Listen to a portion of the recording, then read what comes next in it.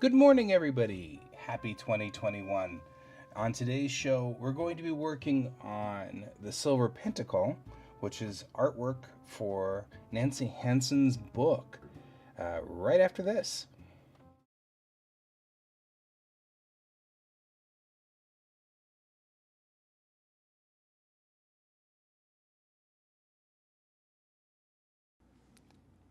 Computer.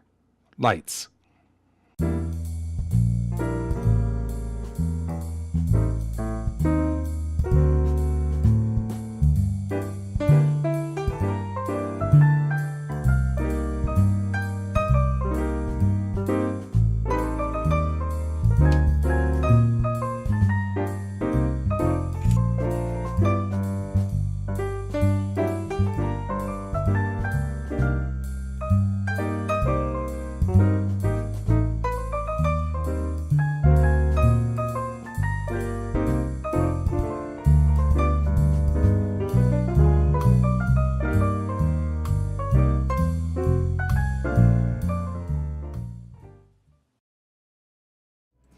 Good morning. Happy 2021, everyone. And this week's show, or this morning's show, is brought to you by William James, who says, "Act as if what you do makes a difference, because it does." And it does. So, act as if what you do makes a difference, because it does. All right. This is the 2021 version of the show. I'm trying to kind of get everything organized. We've cleaned up the office over here. We've cleaned up the main line. Everything's ready to go. I've got a new camera over on the main line, but I'm not 100% sure how it's going to work for me. So let's see what happens. Actually, I'm kind of curious what would happen if I just used the online microphone over there on the main line. Good morning, Brent. First comment of the year. First comment. Doing the first comment dance. Okay, I'm going to go on ahead and try something. I've got a new camera over on the desk there that has two microphones on it. So I'm curious as to what would happen if I just switched to that and switched off of this the rig and see what happens. So we're going to switch over there real quick. So looking over here, we've got the new camera and everything over there. I am curious what would happen if I just let the desk camera have its volume and turn off the volume on the mixer.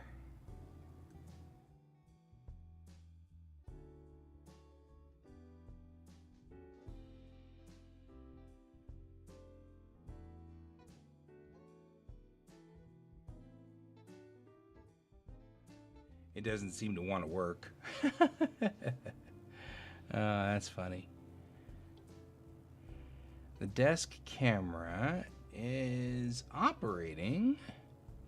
So it is a one with a 120-degree field of view.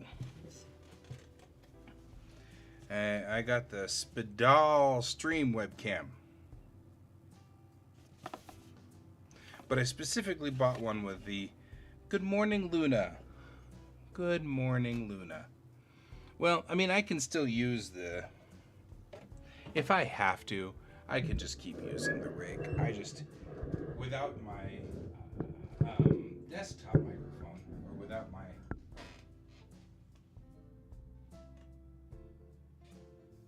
Yes, it is. So the microphones work, or the camera is working, but the mics are not working. There's two microphones on here on either side, and this is kind of fun. Lightsaber tool. But the new camera is wide enough that now you can see my paints, and if I start painting in the future, you can definitely see where I am, my palette, and everything like that. I don't know if you guys have ever seen. I have one of the. This is an engineering machine right here. which is great. I love this thing. Its job is to be a nice little T-square, and it's been added to my desk recently. I think it's cool, personally. Okay, let's do ourselves some warm-ups. Now, I've been thinking a little bit about the way we do our warm-ups in the mornings. And I realized that, some people might not have all of the tools that I have. I have a student who does that to me all the time, says, well, of course you draw so good. You have all these tools. And I was like, well, though that is true, I loves my May line to the end of the world. It's got this wonderful ruler, and now I have this engineering machine on it and everything like that. I love it. But we're going to do our warm-ups today with just the two things that you can find readily at a store. I don't actually like real pencils. I've never, so this is a mechanical. And we're just going to use a normal 4-color Bic pen. And this is not the ideal situation, but I want to prove that it can be done. So we're going to do that real quick. We're just going to go ahead and draw in a couple of lines up at the top. You know how this goes. You want to raise your elbow off the table. You do not want to be leaning down on the desk. And you're just going to draw a couple of lines here. Got a piece of tape on the table right here. May line. I'll do another line right here. And we'll do a couple of them right up here. Right. And then I like to put in this guy, which is just a normal French curve. You can buy them at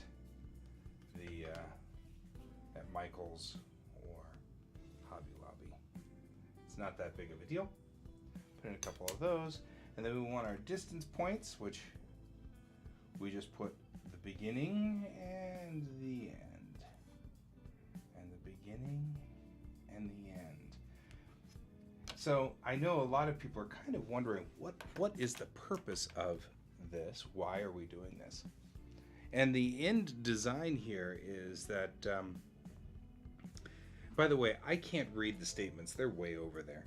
So I actually have rigged up my iPad so that whenever we do painting, I can log in and from the iPad over here and be able to read stuff. But for right now, I can't read that because we're only going to be here for a few minutes. But what's the purpose of this? We need to. There are a number of things that artists need to practice doing, and one of them is you take the pen and you want to practice not touching the ground, or not doing this, because when you do this, you smear all of your paper. And if you do this, you're concentrating too much on the weight is on your elbow, and it limits your motion, right? So we're just going to do this. And it's okay if you roll off the line there. That's all right. That's okay. Okay, from these two, you want to practice looking here, putting your pen there, and then looking here. Don't look back here. Right? Same thing here. Put your pen here, now look here. And the reason you're doing that is you want to practice leading your pen. So then we're going to turn it this way. We're going to do the long way real quick.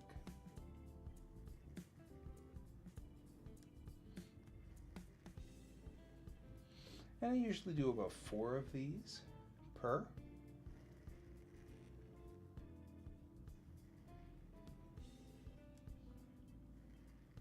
Boy, this feels completely different with a ballpoint pen.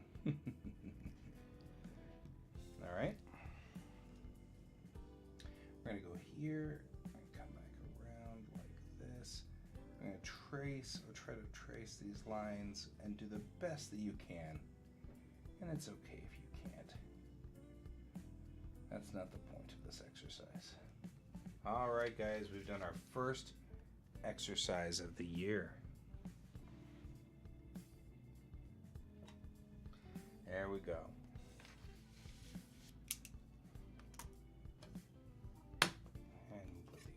back. Remember to return your workspace to where it was so that you can have a nice clean workspace. All right, coming back over here.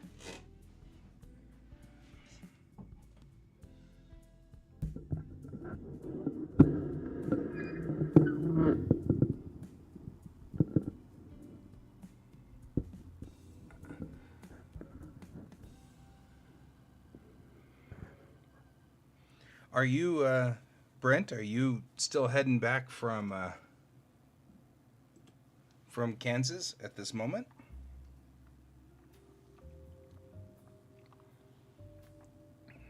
Because I mean, man, I'm still not getting really a lot of volume out of this, am I?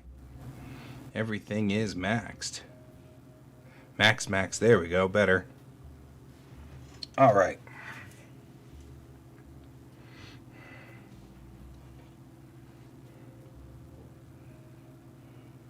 Okay, guys.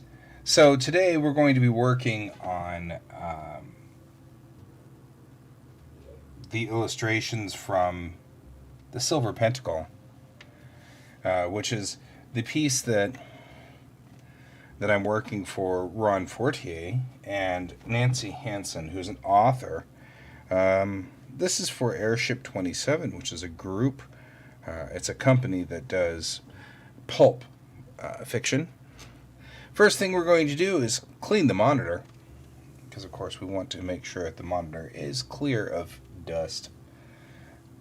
These monitors, especially these digital monitors, the ones that we're working on, they're still monitors just like these guys over here, and they'll gather dust because there's always a bunch of static on the monitor. It generates static.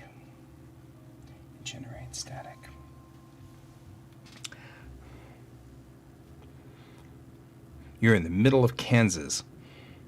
I've been there. Spent a year there one night. So it's a thing. Kansas I get. I mean, just the other side of Hayes, things sort of gets just kind of the same. However, there is a lovely area of Kansas, the west side of Kansas, right almost at the border. You come over the hill and into this beautiful, like, arroyo, and it's like in the middle of nowhere, and it's such a lovely place, and it really is. Very, very far west. I think it's even past Hayes, so heading into Colorado. You get past Hayes and head into that area. It's just lovely. I just love that. Okay. So what we have here is, I've already done the rough sketch. Sketching takes forever and is boring. So I try not to abuse you guys with it, especially since we know that I use modeling for a lot of this too. So what we have here is just a rough sketch that we're working on here. In this scene, our heroine is distraught.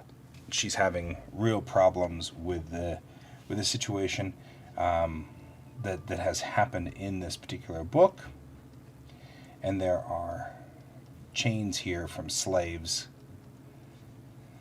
that I'm going to draw in.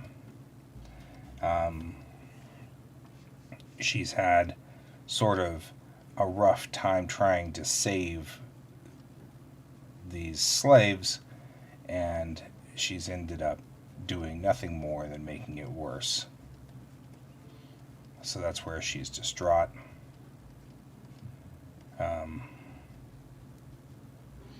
So we're going to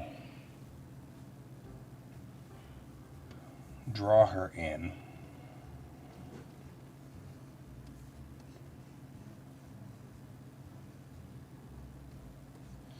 And we're going to droop her hair down.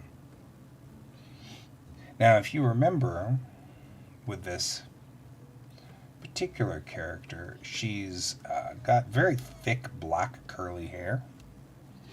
So we're going to want to kind of depict the hardness of this hair and how difficult it is to maneuver. So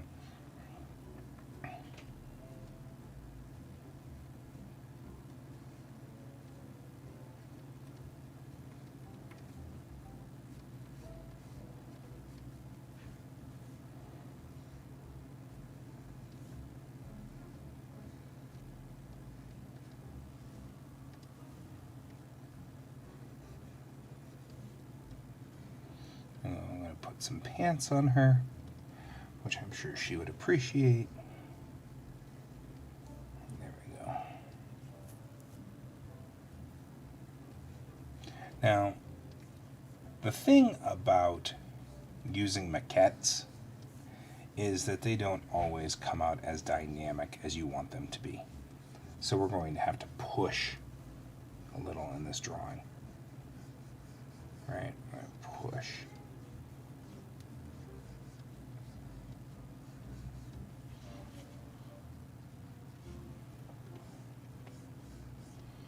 There we go.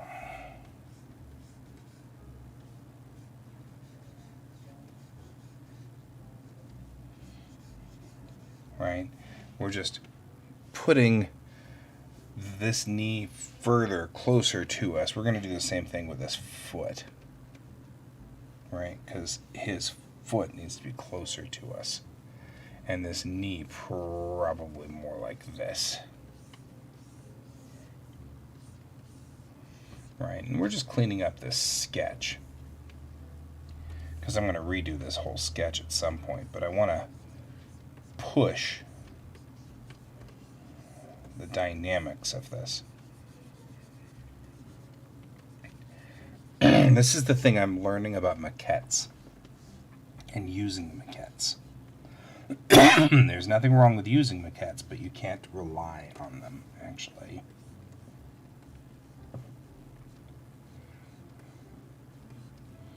Alright, we're going to still have to go in and clean this up. So, actually, I've been kind of thinking a lot about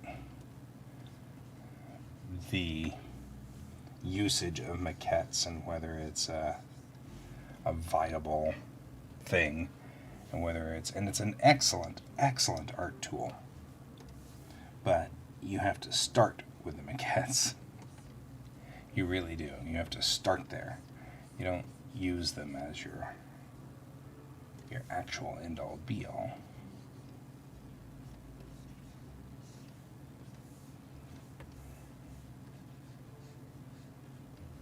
There we go.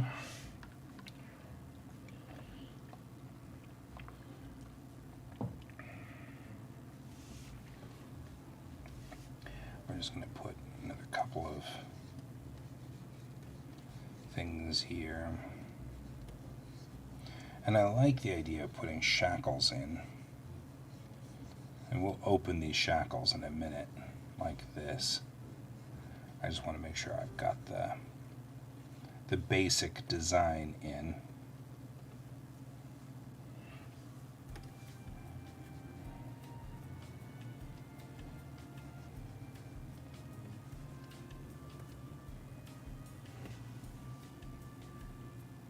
Yeah, I think so too. And early on, a very long time ago, and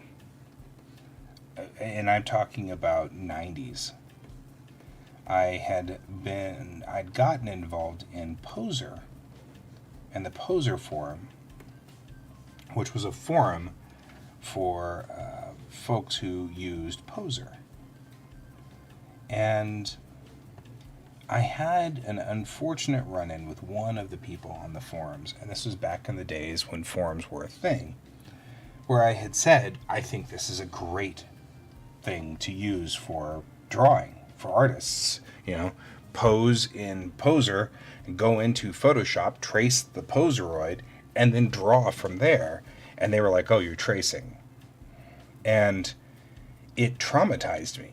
Because it obviously was like, so from then on, I would just, if I was drawing, I would I would skip the poser thing and then just hand draw with circles and spheres and then push and then pull and then push and then pull. And what I realized is I can easily do that, but it adds 4 hours to every drawing. This drawing, where I just used a maquette underneath here and traced the maquette real quick, and then I'm going through and pushing it here. In doing so, we've skipped 2 hours worth of drawing just to get to here. Totally skipped that part.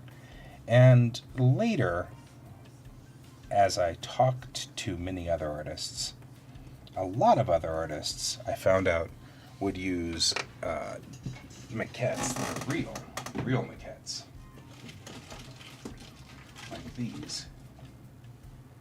And these, I'll switch here.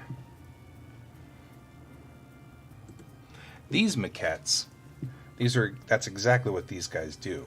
They're posing maquettes, and they're posable, and you can move them around. And that's the whole point. When I was in Japan, I found out the whole point was they wanted you to take these maquettes, pose them, and take a picture with your phone, and then trace over it with Procreate. And that was like a complete watershed moment for me, when I realized that it is acceptable to trace as long as you use that as the start. And that's exactly what's going on here. We're using it as a start, right? So I think that's part of the problem, is that, it's amazing how one throwaway comment by someone in a forum literally 20 years ago affected me profoundly affected me. And it did. It profoundly changed the way I did things. So now we use them as a starting point. That's always fine. And really all I'm doing is just hoping that if I run into another me out there, we won't lose years and years and years of time and frustration and aggravation.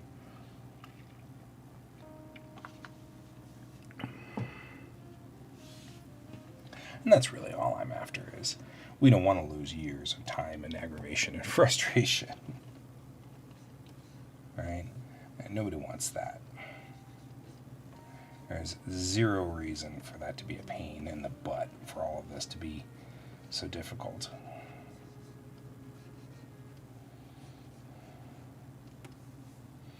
So, we have now diverged quite a bit from our maquettes. As you can see, the maquettes now, they're in a different angle completely from where we are. And that's intentional. We're moving off of the maquettes. So,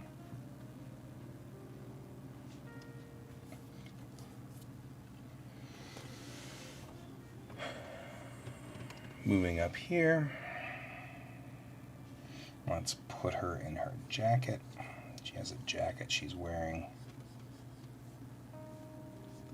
And what I'm going to do is I'm literally going to trace my tracing.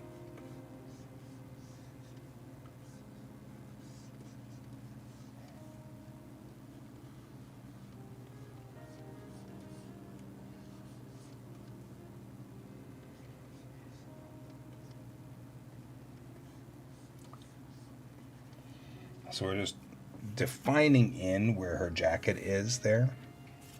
We'll need to do the same with him. He's got a long coat that he's wearing, but his long coat is going to drape down behind him like this. We'll just put that around like this. We're just roughing it out.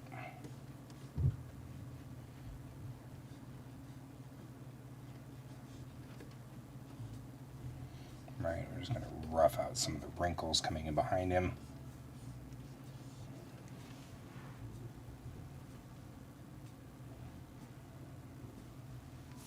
So, all right.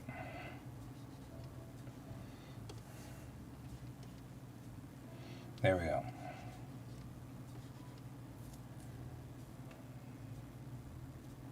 So we're kind of here at this point. We're going to need to do a couple of things. His pants need to flare at the boot, or else it looks like he's wearing spandex and now he's Superman. And that's not going to go over as well as we'd like. So, there we go. We'll come up here. And this is just where our ruff is, right? We're going to be here. Now, we decided he had crazy hair. When we bring up over here, we're going to bring up the previous art piece, the Elio from before. Because this is our initial, this was Elio 2. This is the picture before that. He has a long coat. We see that he's got a ruffled shirt. He's got a vest. She's got, looks like a jumper. You know what I mean? So we're going to work with this as, we're going to work with that as our basis. So she's wearing her jumper. So we'll start there. Right? Jumpers are poofy. Like this. She's going to have a hood back here.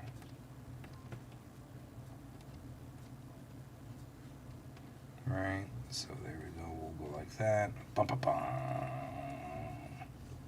Bring it forward. Brown coats. Right? So he has a vest that he's wearing.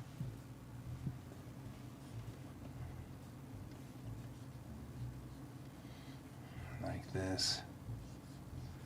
Which is going to be unbuttoned at the bottom. Bottom button. I gave him like a weird futuristic shirt with weird collars. Right? This is steampunky. So we'll let his collar sit.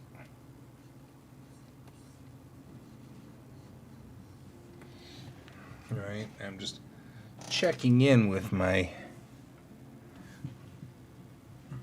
I mean, I will always be a brown coat.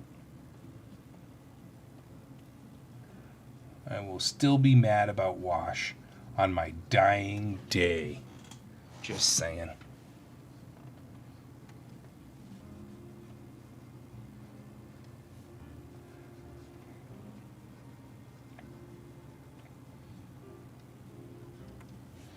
Right.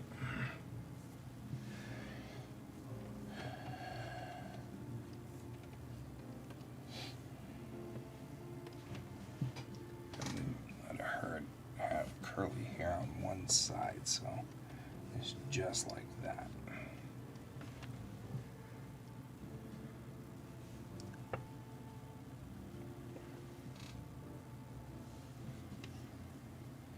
I'll leave her little backpack here on the ground.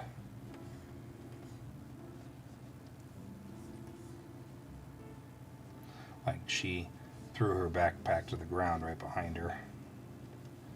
Right. That's what we're going to do here. It's got a little backpack that's going on.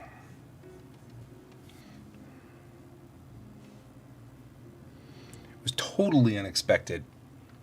Jerk.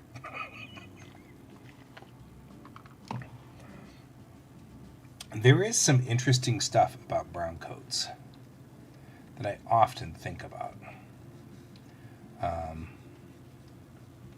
For example, the brown coats have just accepted that that happened. I don't hear, like I do with the Trekkies, I hear calls for the Trekkies to return characters that were killed back into the canon all the time. I mean, from Kirk to Trip Tucker to, and I mean, you know, Tasha Yar and That's always happening, but people just accepted Wash, which is both refreshing and interesting. I mean, I'm wondering what happened to Joss. I haven't heard from him in a while. I mean, I'm assuming he's on a project somewhere. But, yeah, I haven't heard from him. Okay, so, feeling like her hood, is not following the contour of her shoulder like I want it to. So I'm going to bring it up and over like this. And then underneath here, we got to be careful because he's putting his hand on, yeah, Yar, right?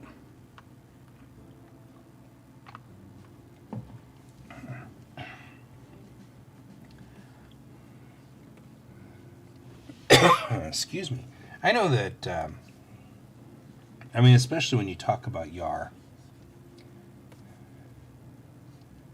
But I mean, we came back into the system and referenced it and brought it back through. We had Ishara Yar, her sister, on the show.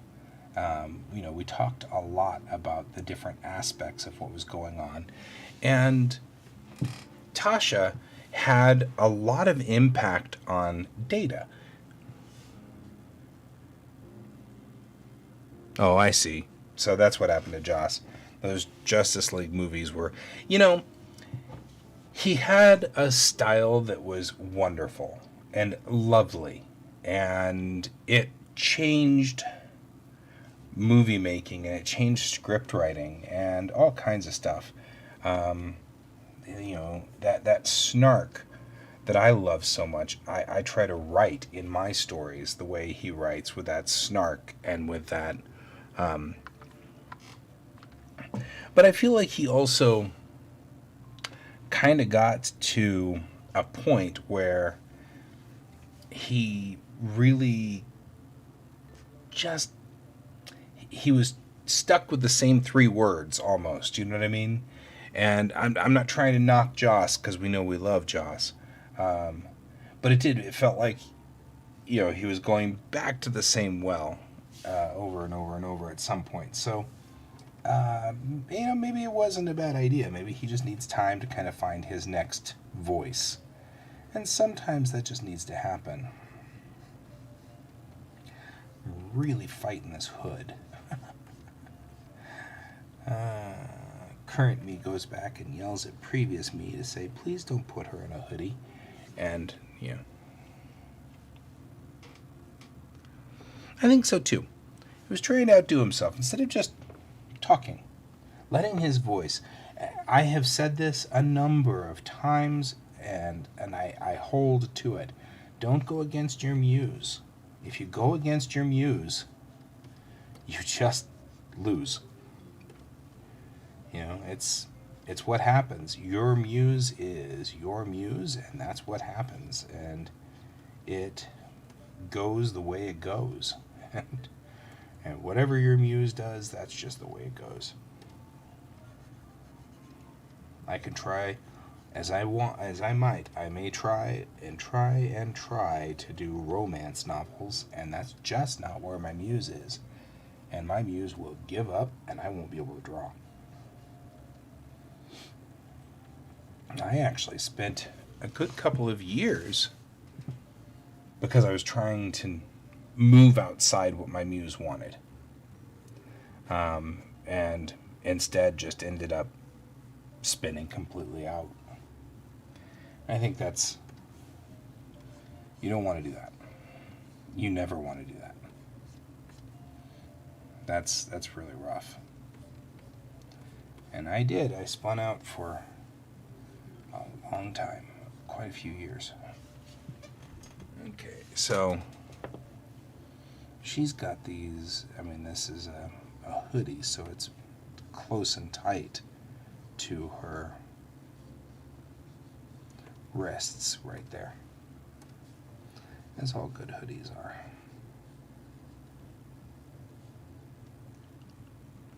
There we go.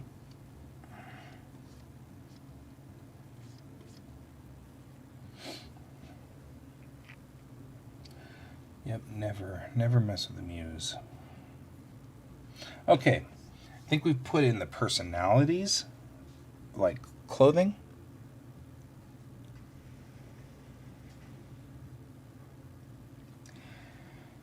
Yeah, Firefly got killed.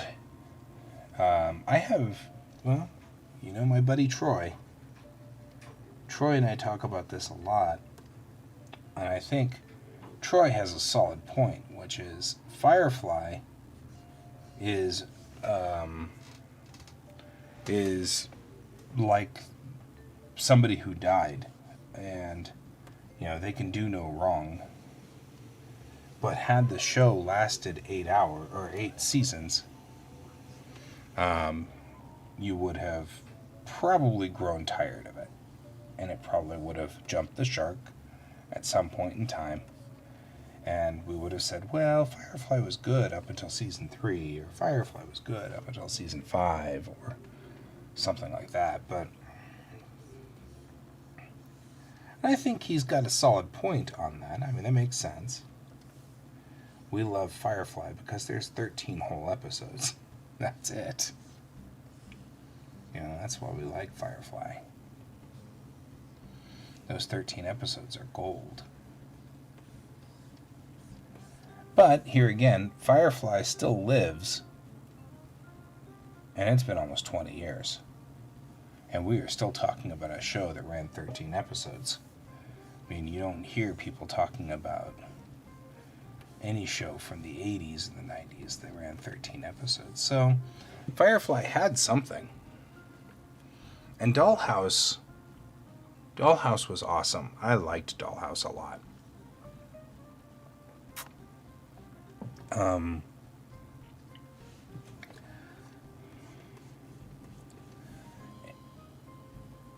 it's kind of one of those things. Dollhouse was up against Dark Angel, which, hard to fight that fight. Kind of wonder if we're ever going to see a renaissance like that again. I guess we are right now. Think about it. We've got Mandalorian, The Expanse. We've got a number of Star Treks on. I mean, this is... I'm actually backlogged on shows. That's amazing to me. And I'm happy and ecstatic because that's a wonderful thing. The only show that I am up to date on right now is Star Trek, and that's it. And even that has been difficult, time constraints and having to do things.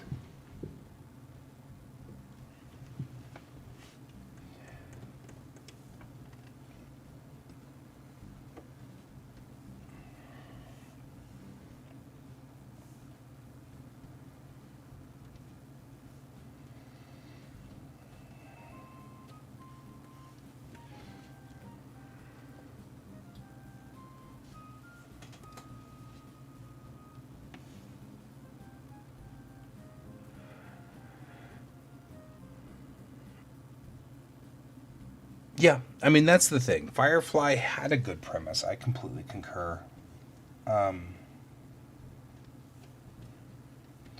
Brent, please tell me you're not driving while doing...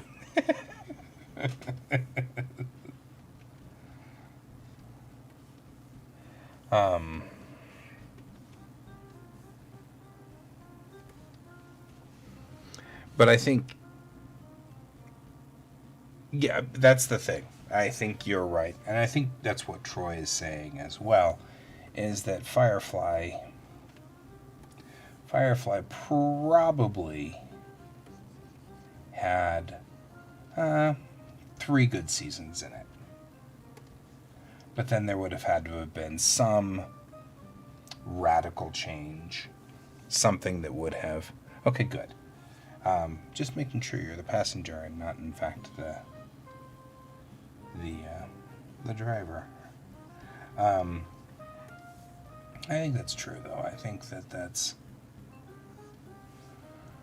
you and Troy are on the same page there. There we go. Just crazying up his hair. Okay. I feel like my sketch is coming along nicely.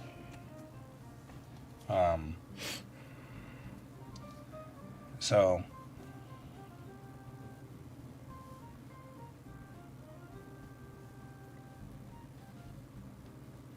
the original sketch shows Chains, her crying, and him giving consolation. Oh, it's okay. Nothing you could do. Right? And this is the modified version.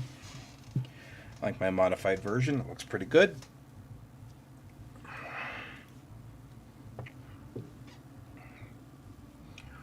Oh yeah, I'm lucky.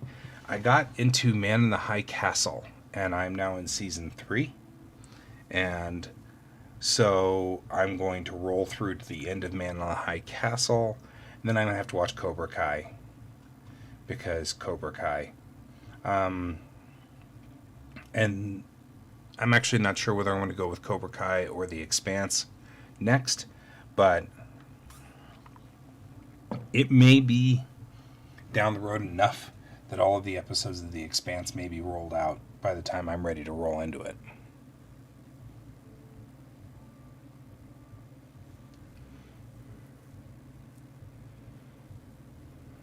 Right? Right, there were no Klingons, so to speak. So, and that's a question to ask. I mean, do we need Klingons? I have the Commonwealth in my story, but the episodes aren't designed around that. You're just going to have them from time to time. And you think about, like, Star Trek. Star Trek, the original series anyway, they did have their conflicting zones. They had the Klingons, they had the Romulans. But it does make you wonder, doesn't it? Alright, here's what we're going to do. We're going to drop the opacity of our ink line down. We're going to add a new raster layer. And I know you're going to be like, why are you doing this? So, I once read a fascinating story, or a fascinating article, was talking about editing. Let me bring you back to this main screen. It was talking about editing. And the author said, when you edit your manuscripts, the thing that a lot of authors, the mistake that they make is that they will go through and line by line edit. And what this guy was saying was, the problem is that you end up accidentally omitting a lot of good possibility. For example, because what you do is you just go in for a grammar edit at that point in time. You're checking for periods, you're checking for semicolons, you're checking for commas. And what you're not really checking for is whether this flows, or whether this scene is as mature as it needs to be, or whether the scene needs to be excised. So what he was recommending for your first draft is to open a fresh Word document. Brand new, clean. Open your other document, your old Word document, over here on the left, and then rewrite the scenes longhand. And that should be your first edit. And I thought that's such a profound way of doing things. That's so profound. And I thought that's an interesting concept. So I'm doing the same thing here. We're going to sketch, then we're going to start a whole new layer. We're going to start all over from scratch. We're going to trace the sketch, but I think this will give me a much cleaner line and make it a lot better than to go through and erase all these pieces.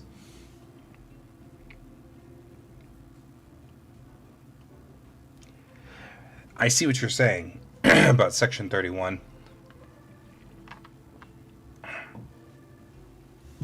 And I think that's that's a very valid point. But even in Discovery, Discovery has a different premise than I think the original series did. But I think that you do have to have a face. bad guys have to have a face. I concur with that. All right.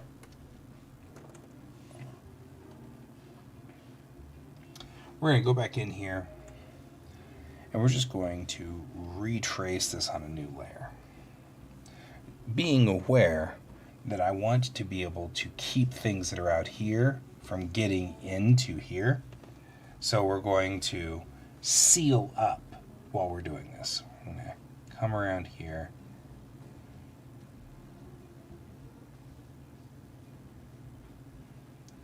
And make sure that his hair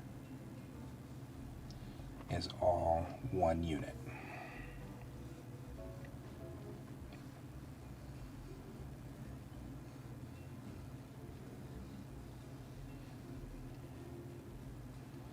And make sure no holes exist. Right? And seal that up.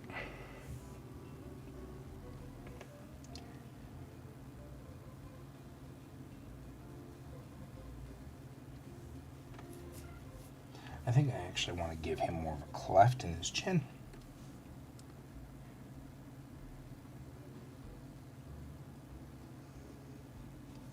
There we go. Taking this more careful.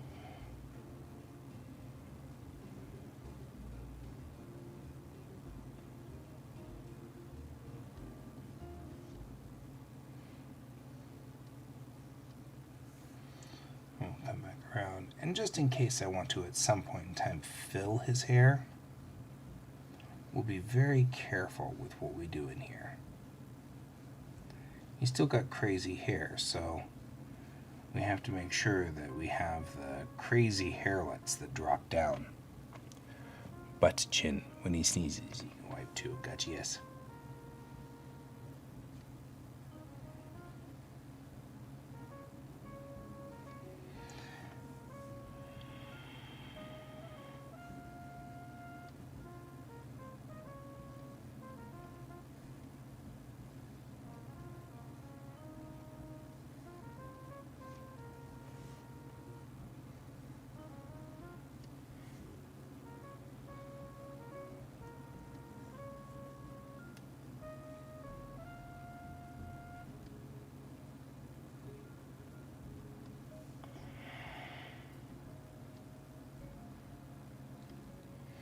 There we go.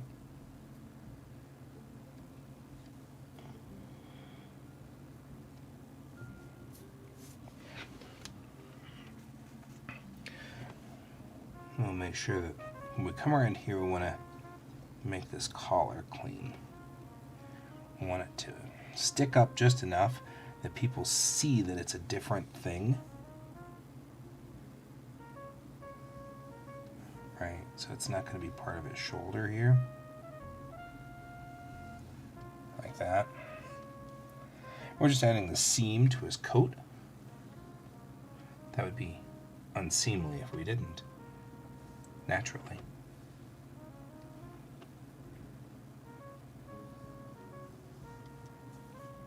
And the same thing over here.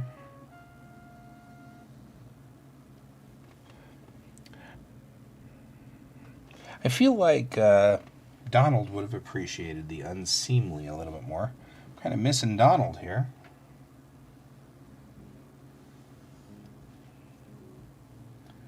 So, okay, we'll put this down like that. Here's the thing about long coats. They'll pull back at some point in time and across. So they'll start coming in like this. So we're going to do this and then come up and around like that.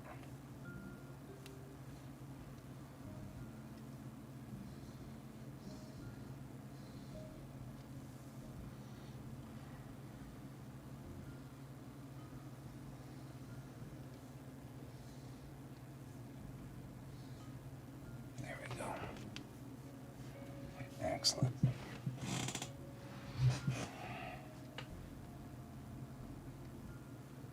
Now when we do the buttons on this, I want to make sure that that button is clearly unbuttoned.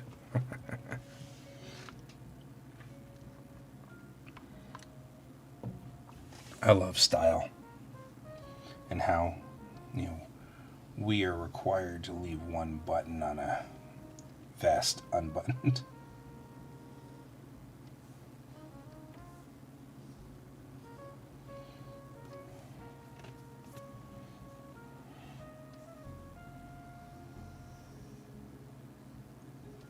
Okay, we're going to bring in a lot of just the wrinkles here in this coat. Like that.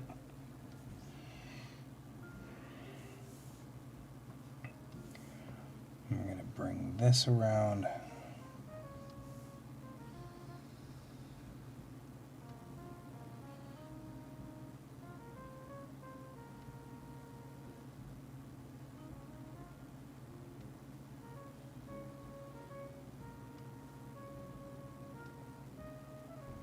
And his weird space age shirt.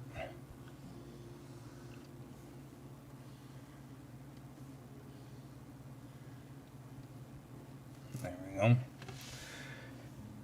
And if we want to take a look at where our line work looks now, we can see that looks a whole lot more expressive. It looks better. It's cleaner. Has a lot more to it going on. We have to do still some fixes in it, but it still looks a whole lot better than it would have if I had just edited the existing line work. So we're not going to do that. That works.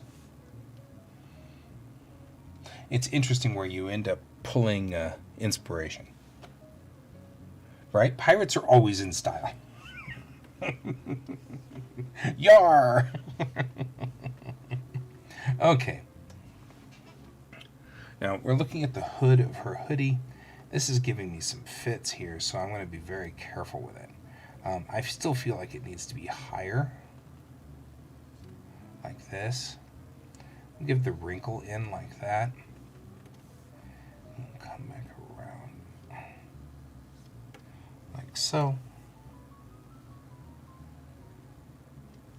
There we go. So what we're doing here is we're just making this hood sit up a little bit more, because hoods just, they don't go all the way back, they just sit back there. So I kind of want to put in some more wrinkles like this.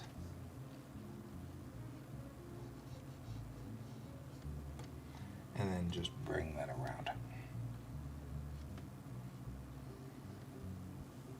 Like so. And then that's how we'll go through here. And I'm pointing up her shoulder a little bit. And she's, hunching up as she cries because she's crunched up. Humans crunch up like that when they cry to protect their body. But it's still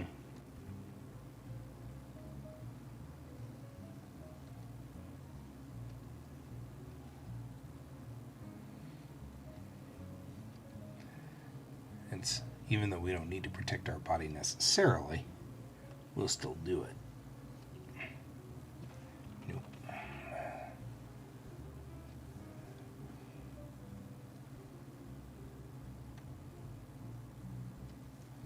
There we go. And do a lot of the same thing we just did with his hair with her hair, except that I will make sure that it's sealed, because we really want to make sure, because we will be filling this, so we want to make sure that we have done as good a job as we can to seal it up before we do that.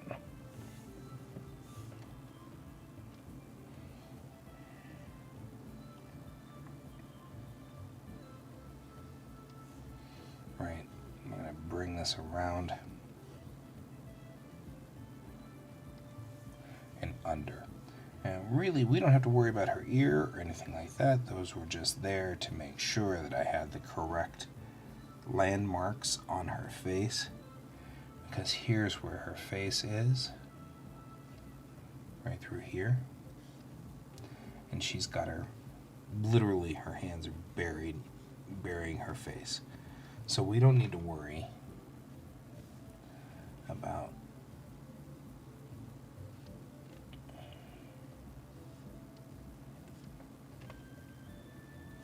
we don't need to worry about it at this point in time. She's just balling up her hands right in front. We don't have to worry about her face.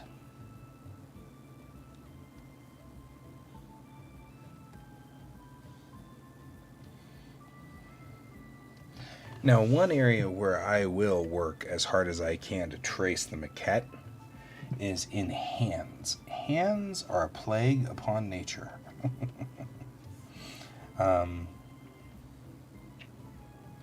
Because they're so hard to draw, and no one likes them. So I often will just steal my maquette's hands exactly, because there is just easier to do that than it is to try to fight with it and try to draw hands. You can. There are great techniques out there, and they work beautifully. And let's see how sealed it is. Not. Because right here, right?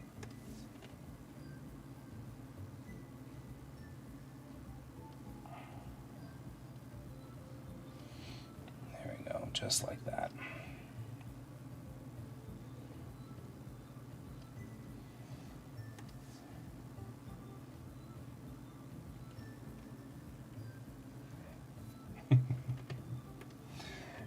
Like George and his four-fingered paws.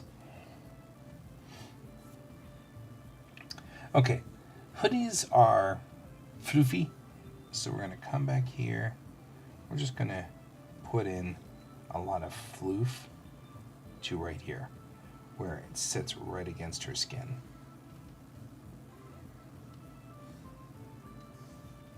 Just like that.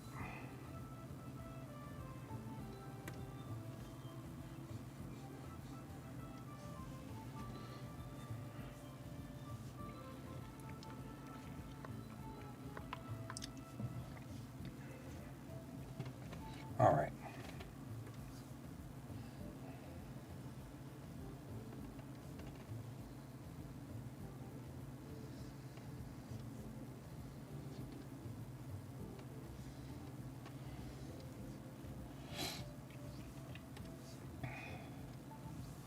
We're stressing out our hoodie here as this shoulder bends in and as the clothes wrinkle. I can already see wrinkles coming across the clothing like this, right? That's how we know that it's working.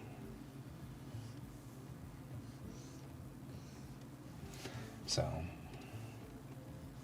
she's scrunched up her hoodie, as you might imagine, by crunching over, crunching down. Everything, the clothes all fold in. It stresses the folds. Right? That's what we're after here.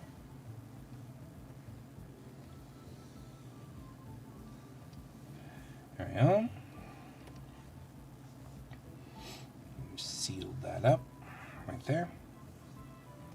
Okay, we'll put pants on her. I'm sure she appreciates that. I made that joke already.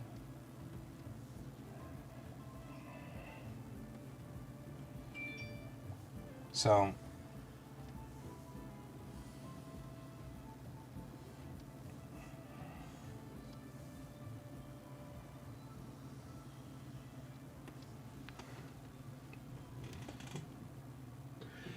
she does have a pouch up here, but it's in. It's time to take a quick break. Oh, the lights have turned green. Hit save. And then we'll switch over to the Ring camera. Okay, everybody, it's break time. I expect you, Brent, to get out of the car and walk as fast as you can right next to the car. I'm just kidding.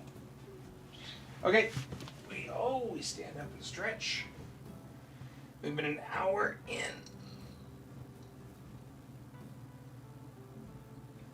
It's good for us. Okay, then we walk. We walk around a little.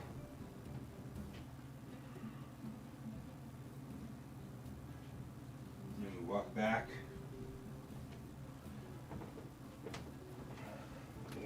here. Oh, it's a lovely day, isn't it? It's the first show of the year. Lovely day. Check the machine. Make sure the machine isn't in the way of things.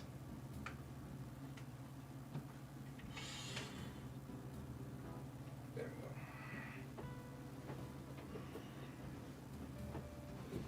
And we come back. All right. Tumble, tumble, tumble, tumble. Roll, roll, roll.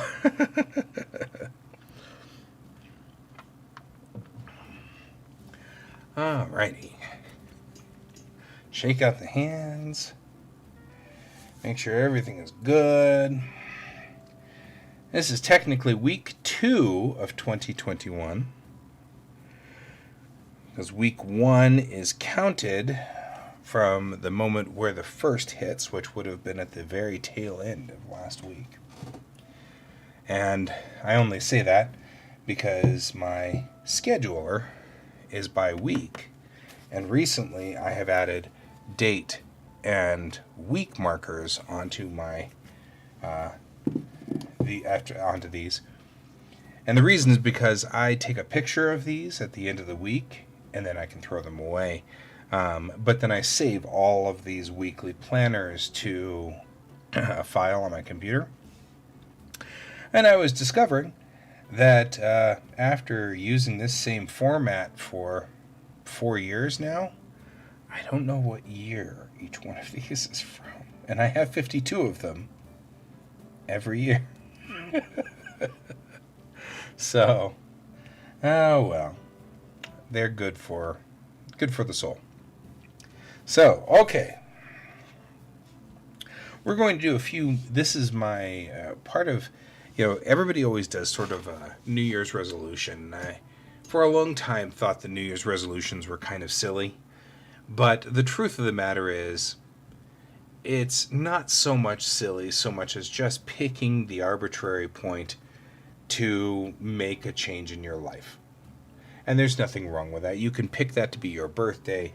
You can pick that to be, August 16th. It doesn't really matter. But I do like the fact that a lot of people start the year out clean. And we literally did. It's hard to see from here, but the office has been cleaned. I've worked really hard over the last couple of weeks, as you may remember from last week's show and the previous week's show, trying to get the mail line straightened out so that it's ready to go, trying to get the office straightened out so that we can actually work in this environment, both my son and I, because my son's going to have to start school on Wednesday. So he's going to be sitting right over there. We upgraded his computer so he can play better No Man's Sky. This was a critical thing. It wasn't. But that was his Christmas. He's now got, more memory in his computer for playing No Man's Sky. And that's an important thing since we play together as a team. The other thing that really was a big pushing point for me was to start here with a new set of ideas. What are we doing with this show? Originally, I did this show because I'm just keeping people company during COVID. That was the idea. It keeps me working, keeps me drawing, but I don't have a structure for it. And so we've got new opening and ending credits now for this show, which is cool. I actually paid attention to how I did it, and I designed my credits instead of just sticking a whole bunch of pictures of me doing stuff, which I don't know. This one was planned out and everything like that, and it's cool. And then now I've got quotes for the entire year, so that we can start a show out with quotes every day, which is inspirational. And we're trying to kind of get a structure going on here and planning out ahead of time what we're doing as far as drawing goes. I think streaming mini painting is awesome. I think that's a brilliant idea, my friend. You do phenomenal work, so I think this is a wonderful thing. We should do this. So, anyway, January 1 is completely arbitrary, and that's fine. There's nothing wrong with that. And everybody's mileage may vary as to whether they want to do New Year's resolution or not. But one of the things that I'm headed for is I'm going to do better about social media. I'm going to do better about my Instagram. I'm going to do better about my Twitter account, things like that. I have a lot of reach that's doing nothing. So if you guys are joining me on Periscope via Twitter, then welcome in. And if you're coming in on Twitch, that's also awesome. If you're coming in on YouTube or Picardo, welcome. And of course, if you're coming in on Facebook, which is where I'm primarily, and if you want to join the other people who are chatting, you might want to go to facebook.com/G.S.Davis Art, and that's how we'll do that. Also, you can become a patron. It says so right up there. Oh, this is hard to say. All right, there we go. Right up there.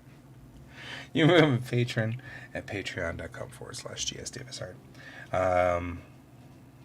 I also have buymeacoffee.com/GSDavis.art if you don't want to join Patreon. I can understand that too. Okay, getting back to work. That's a good one too.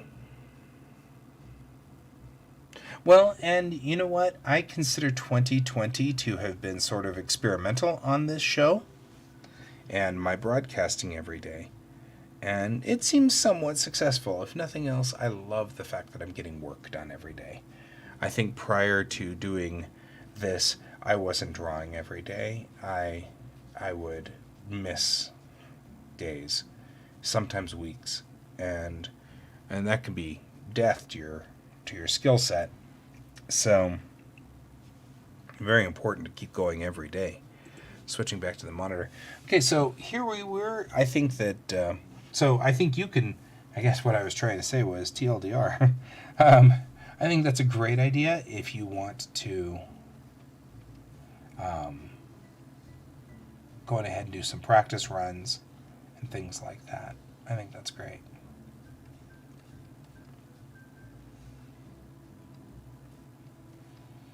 I'm having such a hard time with watching things like TV and things like that. This is a culture that has developed is in watching. The kids watch everything on YouTube and things like that. And and it's so weird because I'm not acclimated to that. I have a hard time splitting my attention and devoting my time to watching. Things that are passive aren't that big of a deal, but there is an expectation online to interact. You know?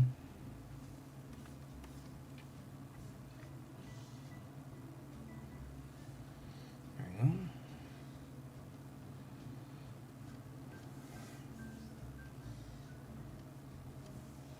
There. There's our backpack. It's sitting over here.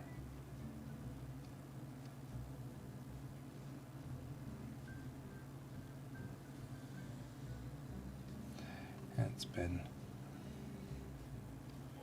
sort of left ajar, so to speak.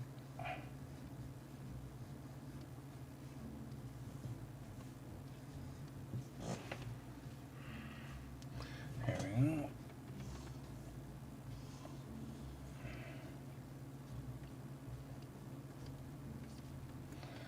However, to my original statement, I have a hard time with watching videos, interacting with videos, and things like that. But that's another thing that needs to change in 2021. I've got to start engaging more in my online presence. That's a thing. It's going to have to happen. Looks like I've sealed her hair. So let's do that. This helps us see where we're going on this. Right? It's looking really nice. The lines are good. The lines are solid.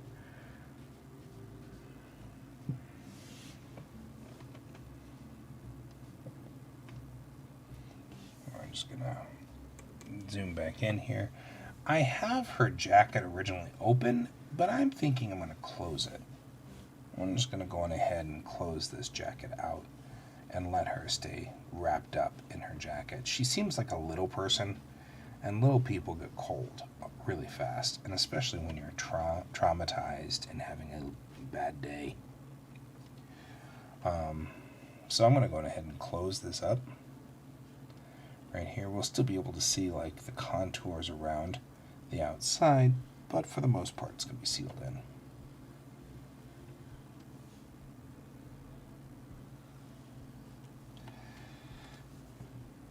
I have a beloved niece whom, when I draw this particular character, I am reminded of my niece. For some reason, same kind of hair, same kind of skin coloring, wears the same kind of clothes, is ridiculously cold sometimes, that kind of stuff. Reminded of her a lot. So,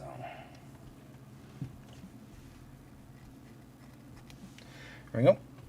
We're gonna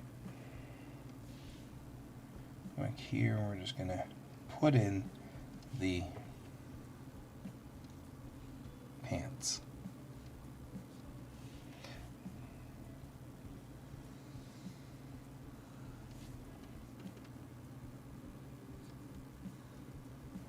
There. We're looking at her pants over here. She seems to be okay with it. So, we do have upper hip pockets, that's what I was saying before. Cargo pockets. Which makes her look contemporary, but it will be rectified as this goes on.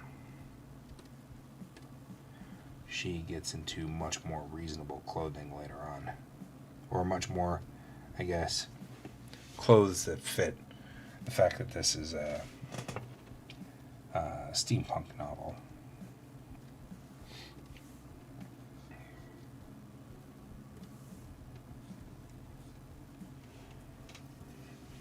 Right?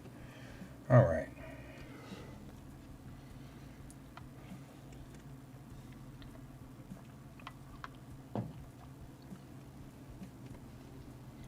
There we go. Now, when we come out here on his hand, on this workout on this hand, we want to make sure that we have, there's a lot of missing information here, and it's intentional, right? All we're doing is giving the impression of where his hand is. Because it gives the feel that the lines are being wiped out a little by the light, right?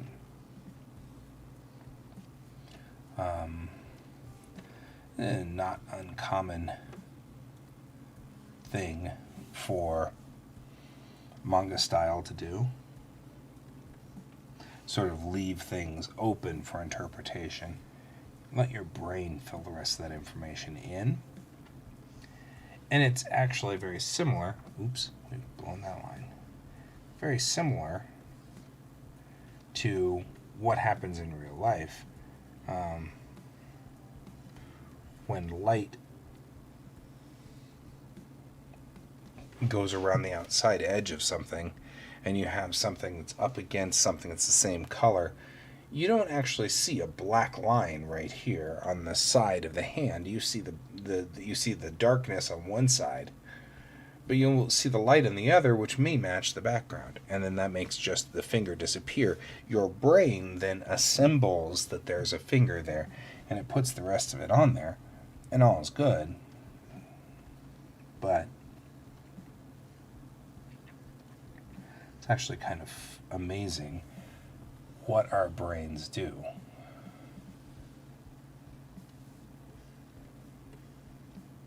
And how we assemble this data. I'm fascinated all the time by how our brains work and how we put together more information, we put together data that doesn't exist. It's just not there. I find that fascinating.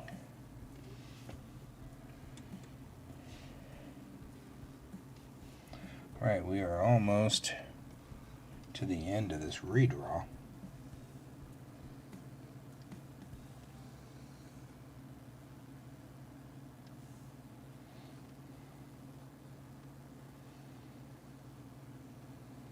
There we go. Now we want to push this out here. And you see we have a shackle right here. I'm actually going to put this overlapping the boot, and that gives more dynamics to this shackle.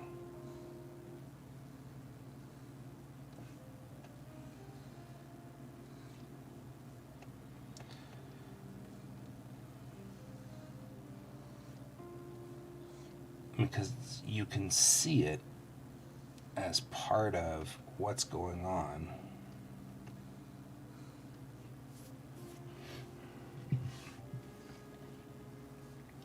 I'm actually going to bring this boot down just a little bit further.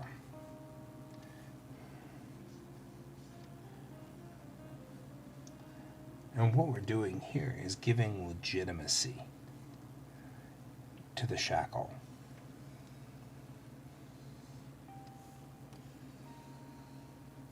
Which I know sounds weird, but what I'm trying to say here is that if you have an object that lives outside of other objects, like over here, let's say, it's disconnected from the picture, and you don't think that that's actually part of the actual picture. So it's easy to kind of disconnect it. So I try to overlap these pieces so that they are all one unit. Everything is all mashed together. Things are happening. And that makes this a legitimate piece of this artwork, as opposed to that, which I don't know who that is. It's a snowflake. I don't know. Who knows what that is? Right? So that's what we're doing. We're adding legitimacy to the objects in the actual drawing to try to get just a little bit more in here. And I think this is part of his coat, and I think I had it down here where it really has already pulled back by this point, so we're not going to mess with that. We're going to go up here, right here. I'm going to do this. He's on the ground, so his coat is going to have all kinds of wrinkles going backwards and all over the place. Right? So we'll come out and around like this and over like that. Looks like something out of Gru. Sergio Gomez. I'm doing his work. Gru is one of my best friend's favorite comics ever.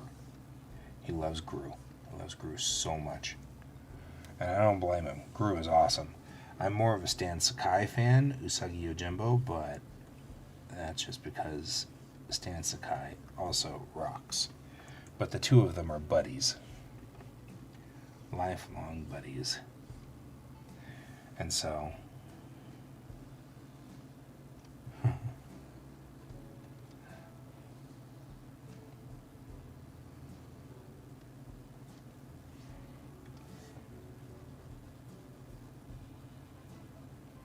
always sort of had a dream to do Usagi Yojimbo style stuff. I see a hole right here.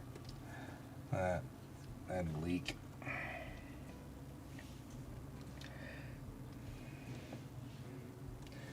Crew the Wanderer and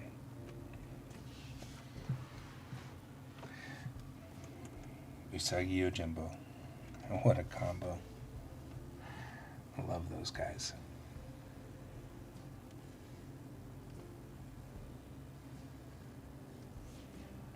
But I mean, really, honestly, how can you not, right?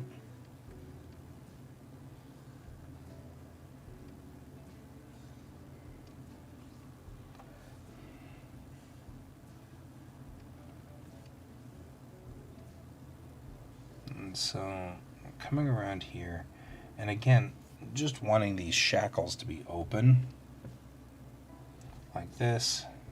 Maybe it's more drama. Here it wasn't so dramatic. We're going to bring it forward like that. We're going to make a big thick line. We're going to bring it forward like this. Bring those shackles up.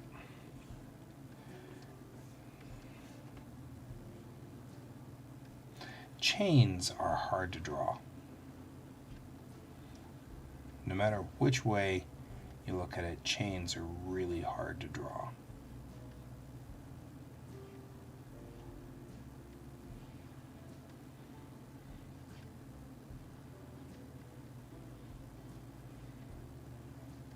And it's because you have to kind of think about the links, and then the links go these weird directions all the time.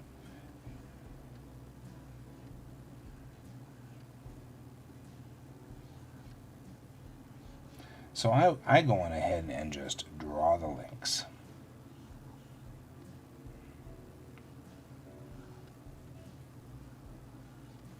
And then we'll come back through and clean them up.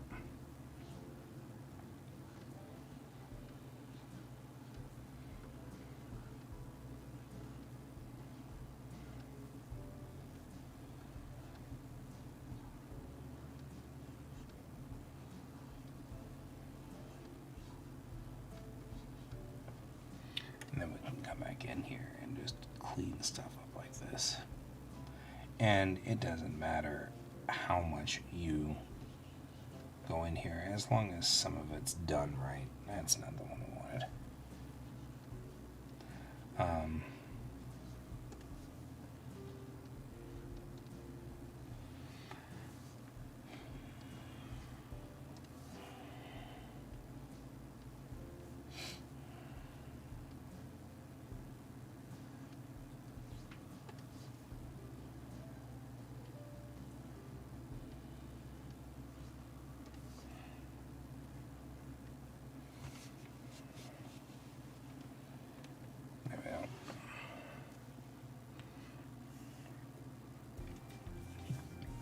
Right, so those shackles are there.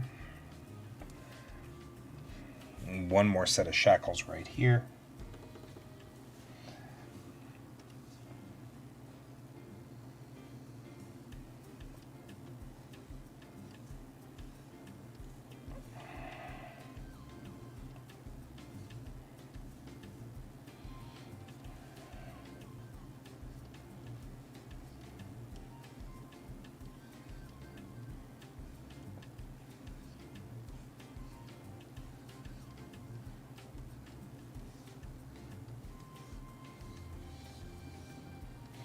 We'll have to be very careful as we get to the front of these shackles, right up here in the front of the picture. We want to make sure that they're the nicest, the nicest links of chain. Only the best links of chain. Because it's going to be front and foremost, right? So this is the one where we're going to work extra hard to make sure it looks decent.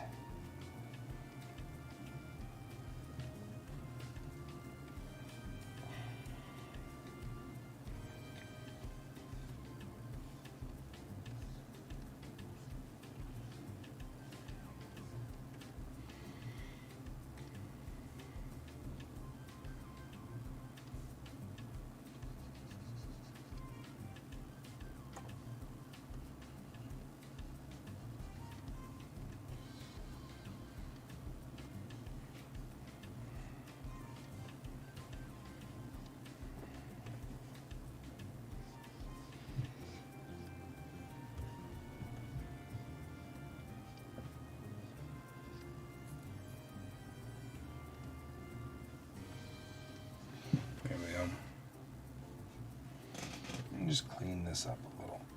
There we go.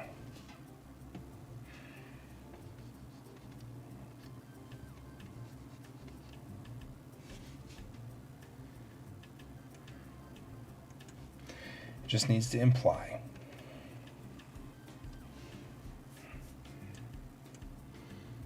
Now, second layer inking is complete.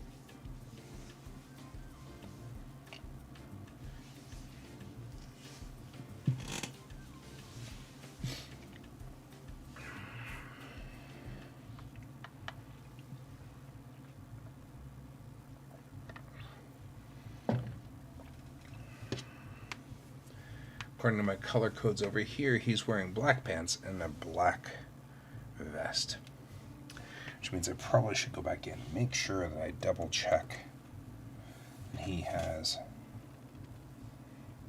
like pieces of what would be belt or things like that so you can see it.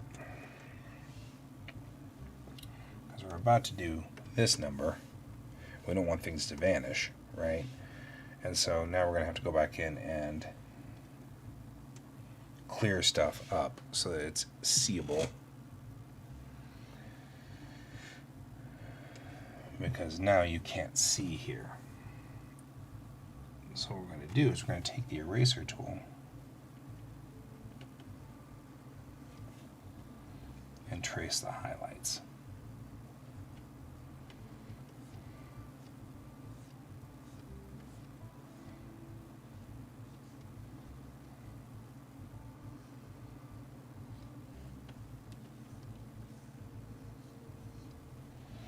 Right, there we go. Same thing here. We can't go past there, so we'll do that. And we can't go past there because otherwise you have white on white and we end up with a leak, and we don't want that. So we'll do that. We'll get just a couple of things like this, which just show stress on the system here. Make sure his buttons are round, round, round, ground. I wonder if it'll be friends with me. There we go. And that just gives us a little bit of texture patterning right there. It works. Now, she's wearing gray. We're going to take and just go to the halfway point, slightly above halfway. And we'll tap, tap like that. Gives us the pants that we're looking for. And I feel like this is more shadow than it is actually that. So his boots are also gray, and that coat is, I think, white-ish, so it can stay white. So we're going to take this and we're going to go underneath this layer, or new raster layer. We're going to add a new layer underneath this. We're going to bring up the size, and then this will allow us to put some shadow in right here.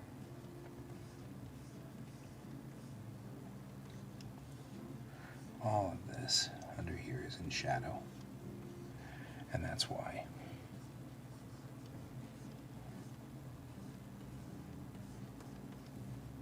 Right through here, and right under here like this. We're going to put bounced highlights on here. So we're going to first pull out this part, but then we're going to put a bounced highlight, which indicates that the ground is bouncing off of the bottom. The light of the ground is bouncing into this, and the same here. Right, this is a bounced highlight, and it makes it look sharper, makes it look better. Go through here and do that, and this, right?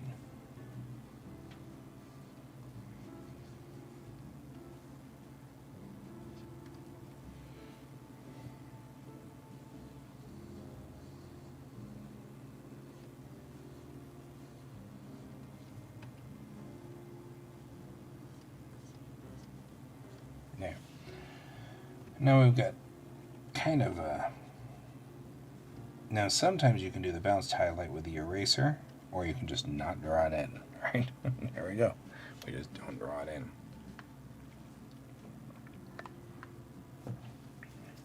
We're going to go do the same thing over here. I'm noticing I am missing part of her arm. So let's go in and fix that. Because she's got nothing connecting her body over here. Whoa, not a line. How did I end up on the line? How did I end up with so much? There we go. Let's try this again.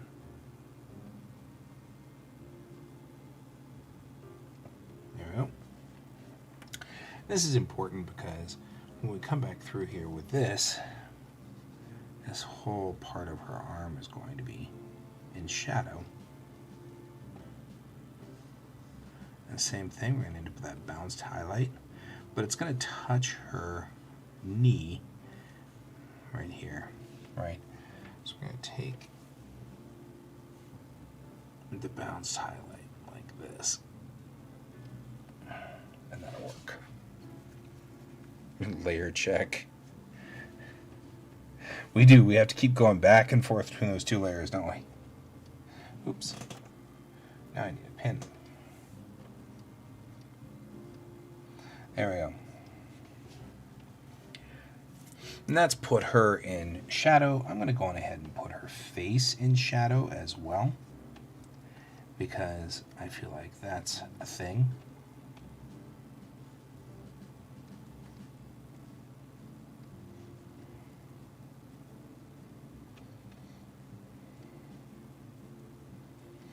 There. The bottom of her hand. And we'll just clean that up like that. Layer check. Okay.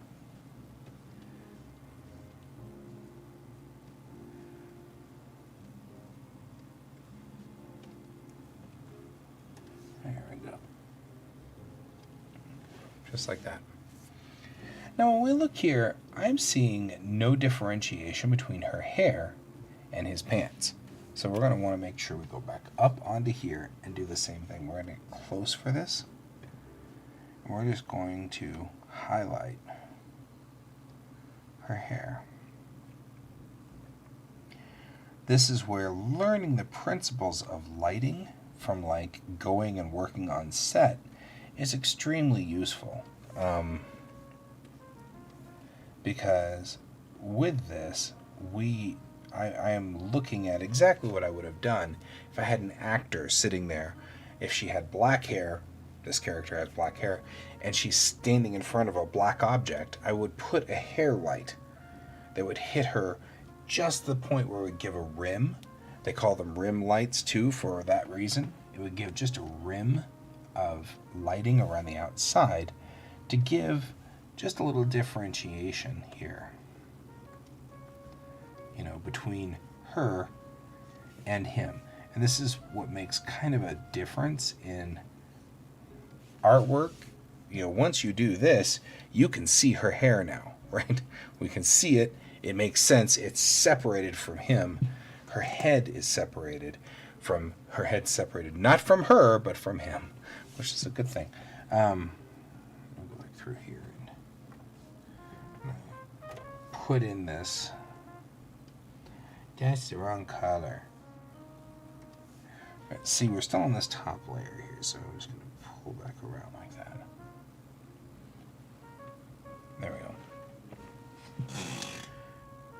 Now, he has a very light gray that is operating on his skin and things like that. So go back down to our underlayer check here, our underlayer, and we'll put in, he's a blonde, so he doesn't have anything on his hair up here. We'll do the same thing here.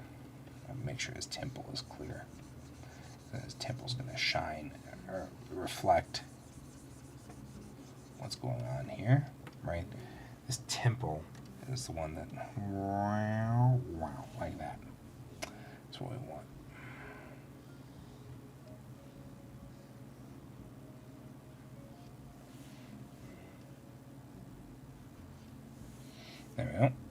we'll do the same thing we did before.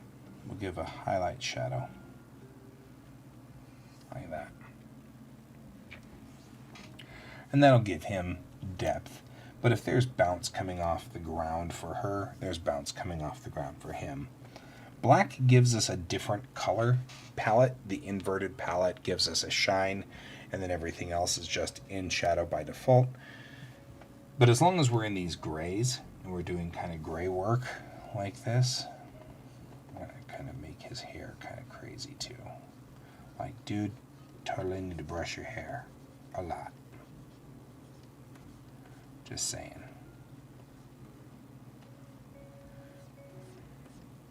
There we go.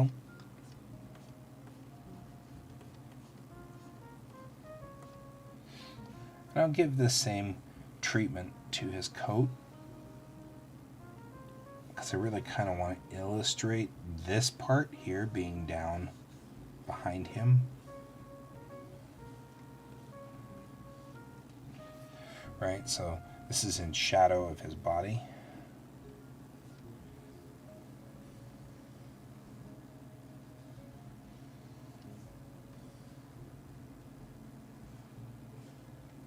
There we go.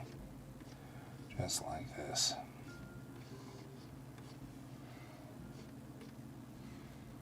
I like that. There we go. Now we're talking, right? All of this back here is shaded in. And then right through here, same thing. We'll just shade this in. Give a little right there, and just a little right over here. Right? And then we'll come over here to her backpack.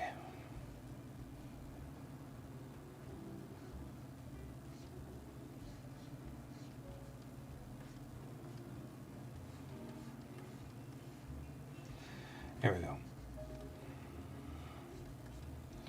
We have about 20 minutes left, give or take, and I think we'll be done with this guy today. I feel very, very confident we'll be done with this guy.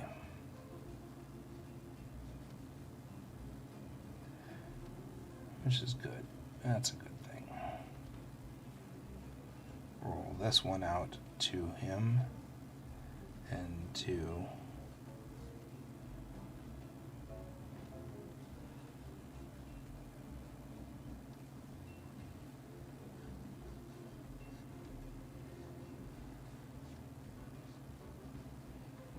Ron and Rob. Yes, there will be background work. We will do that in just a moment because we're headed there. The instruction on this reads like this, right? So the instruction on it reads, they're here, it's all black above it.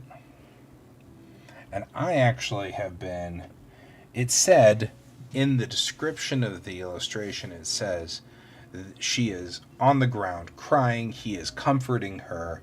It's just black around them as the city is dark.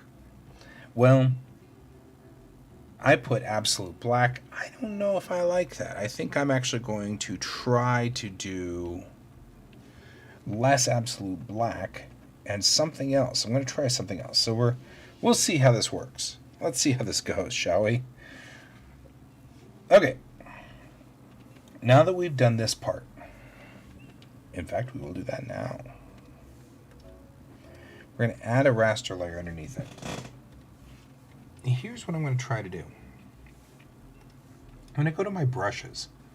And I've got like the brushes that came in from Wallop, which is somebody I really like. And he's got these really nice pattern brushes, which look great. But I also feel like add like a pattern to this. Right? So we'll do this. And we want it to look messy. We want it to look like somebody painted it, because it's a moment. And So I'm going up here, and I'm just going to crisscross like this. It looks like I just brushed it with a brush and didn't quite make it all the way to the edges. In fact, so much so I'm going to come back and erase this and retry. And we'll come back through here like this.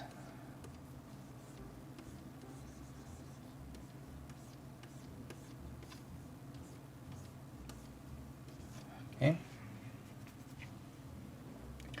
And we're going to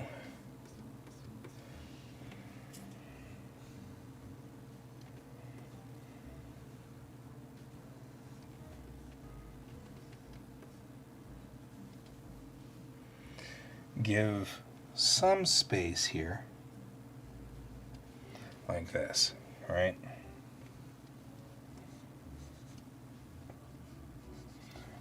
Stop at the ground there. You also wandered off the picture. And do this. And then he has these phenomenal, it's hard to explain, but these other things, dots, right? Which don't work as well as, whenever you have them larger. But we're going to try to take some of his more chaotic brushes, like that, and add some ambiance to this. Not this dramatic, but like if we did this,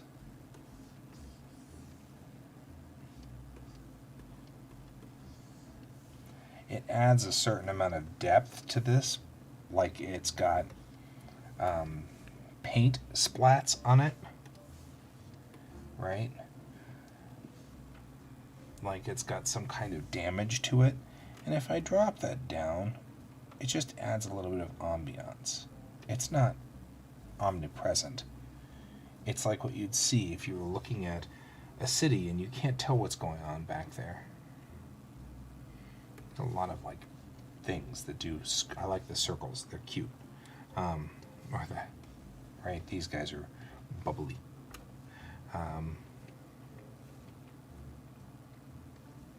It kind of clouds.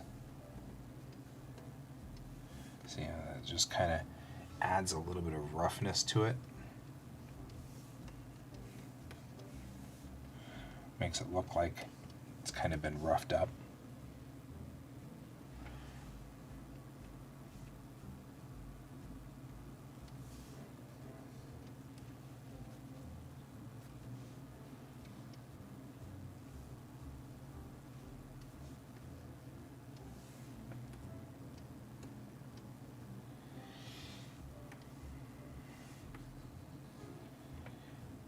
I'm going to just rough this up a little.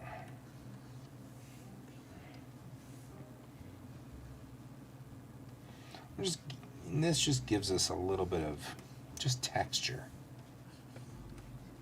to our paintings. It looks a little rough out of here. And, what I think I might do is give the implication that that there are buildings back here. I wonder if there's a brush for that. Like brush implication building implication brushes. Where's my vertical?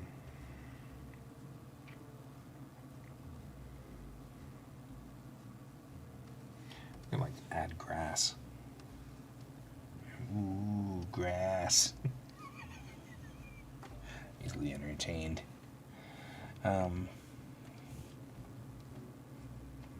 And I'm laughing and then going, no, actually, that's not a bad idea. Yeah. Actually, ha ha ha, says guy, and then I'm like, oh, here, let's add grass.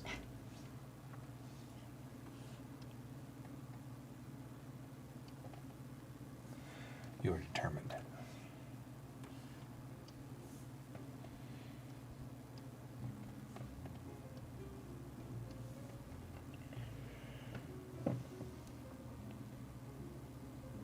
Oh, no, you're... Actually, I'm not seeing the message twice. I just might be, typical me, replying and then going, Read? Oh, I'll reply to that again because I'll forget that I already replied to it. So don't worry. You're doing just fine.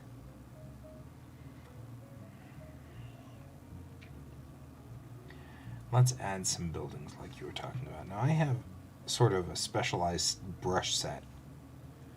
These are all from the artist Wallop. I don't even know how to pronounce his name properly. It's W-L-O-P. And he's Chinese, as I can tell by the Chinese characters there. Luckily, I can read those characters, so I'm good. It doesn't bother me, but I can see that being irritating to other people. Oh, here's some chain brushes. I could have used those. Kind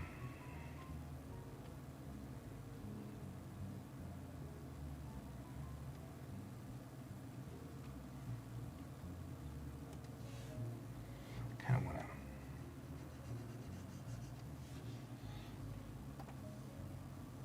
to see what some of these thick paint. Yeah, see, that one's good.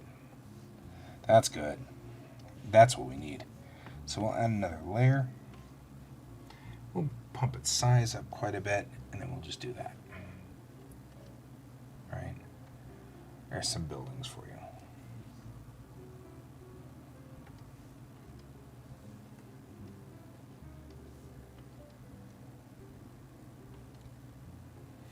All right, we'll just add some of this stuff in.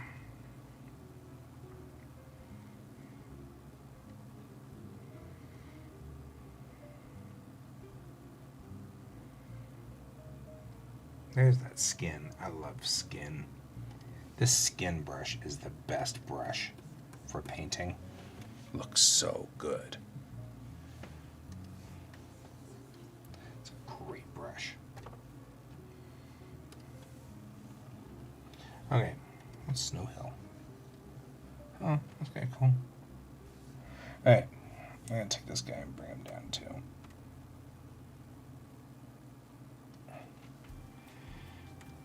What I'll do is add that to him.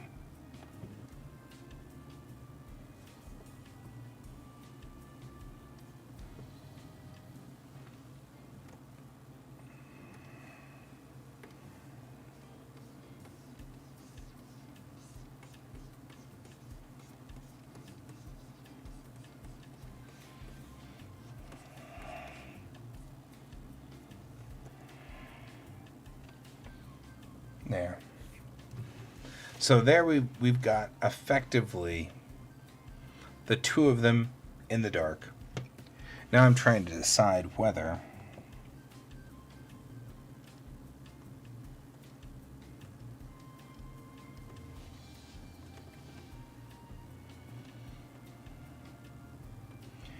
we don't want this line anymore. I need to decide whether I'm going to take this guy and this guy, which these are the color layers. Right, this layer and this layer. These two need to be together. Right, so this becomes this layer. I need to decide whether I'm going to, I guess the grass layer can be on top of it too. It's kind of cute. But I need to decide what I'm doing about the rest of these layers. So we're going to take that and these off and this. And I'm going to merge all this together, which I think is just one thing. There we go.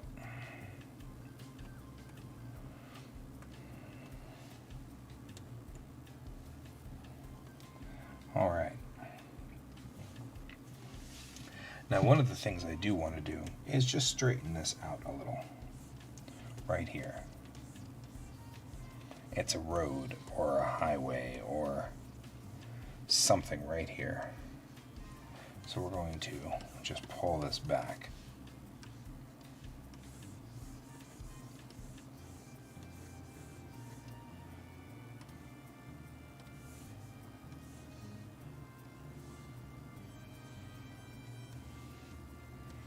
Right. I want to indicate that they're on a road or a street. And actually, I'm going to go on ahead and just I'm going to draw that in. That's what I do. But first, make sure this is lined up.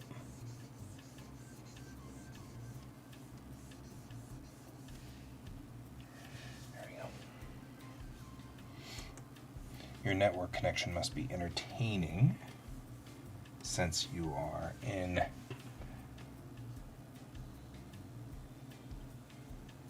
Kansas. And once you leave Kansas, you know that you have to say the Dorothy quote.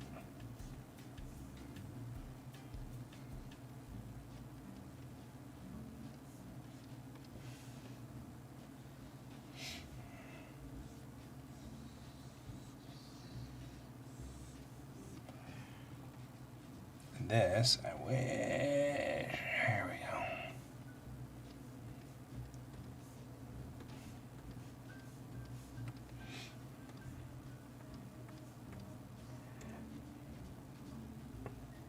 There we go.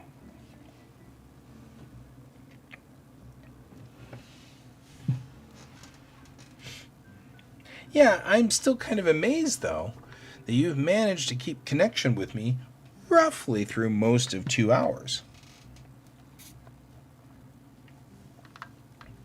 All right. This is illustration 3. Let's go on ahead and give it our chalk.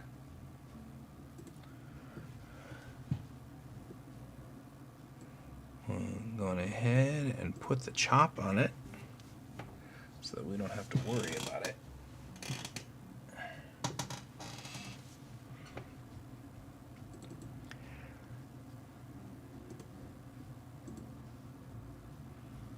Okay. I'm going to go on ahead and just take one of these guys. There's a reason we have a number of these. They all look different slightly. It's mimicking the stamp. So we'll put the chalk right there. Put this in multiply mode. And then I have to do tonal correction. What we're going to do is color, no, saturation. Take the saturation all the way down because this is a black and white, so we want it to be like that. And then I'm going to take it and there.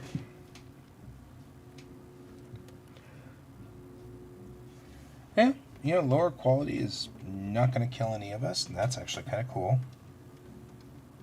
So we're going to take this guy, we're going to shrink him down just a little. I feel like my mark should probably not be intrusive on the artwork here. Okay. I'll actually put it there.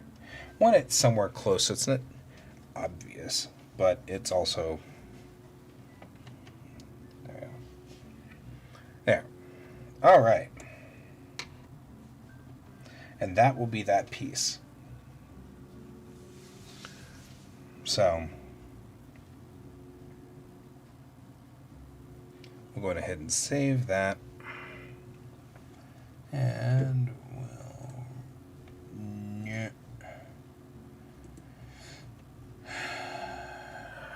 I feel like we need to... yeah, I like this piece. This is a good one.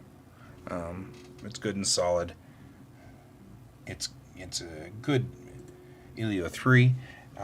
Tomorrow we'll do Elio 4, which is markedly more complex. It's a difficult one because the illustration is complex. I do need to make a couple of saves to it so that we can get this on its way. One of my New Year's resolutions is to wrap these up. We can wrap these up. These won't take so much time to do that. We can't just wrap these projects up. If I do 3 today, 4 tomorrow. And then Wednesday we'll do a painting day. Thursday and then Friday will be the last 2, which is 7 and 8. And that will put all 8 of these projects for Silver Pentacle to bed. and they'll be done by the end of this week, and that'll be wonderful because that can be out the door. Then I can finish Fred's project and make that a big push. Once those are out of the way, we can concentrate 100% on Bellatrix Rising with, as usual, a periodic commission in here every so often, just kind of taking up a space. But there aren't any commissions on the board except for with V, and she and I are still kind of working on it. And Stephen Cooper, I don't know if we'll have Pepper on Friday or not. You may be right. We may still have Pepper on Friday. If so, Elio 8 will move over to next Monday. It'll still be within sort of the realm of things. I do want to make Wednesdays a painting day. I feel like I'm not physically over there if I don't do painting days. So we're going to make Wednesday a painting day, and we're going to keep working on paintings and things like that. So I want to keep...